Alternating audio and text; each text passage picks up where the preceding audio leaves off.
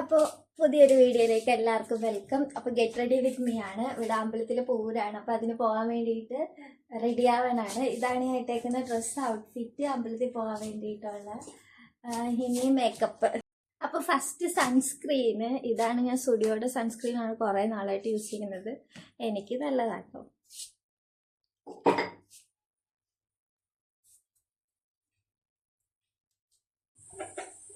ഇത് പിന്നെ ഒരു സ്ട്രോപ്പ് ക്രീമാണ്. ഇതാണ് ഹൈലൈറ്റ് ചെയ്യാൻ വേണ്ടിയിട്ട് ഉപയോഗിക്കുന്നത്. ജസ്റ്റ് മൂക്കിലും കവിളത്തിൽ അത്ര മാത്രമേ ഇടുള്ളൂ.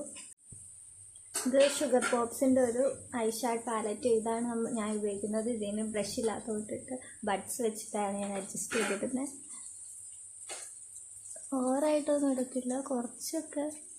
ഈ കളറാണ് ഞാൻ എപ്പോഴും ഇടാറ്.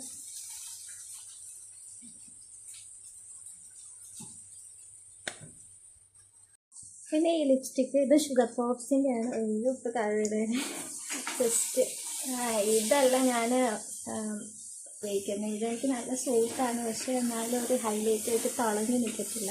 ഇത് കറക്റ്റ് സ്കിന്നിന് സൂട്ടാവേണ്ട കളർ. എനിക്ക് അവിടെ ഞാൻ ഷോപ്പിംഗ് മാളിൽ ചെന്നപ്പോൾ എനിക്ക് അവിടെ സെലക്ട് ചെയ്തതാണ്.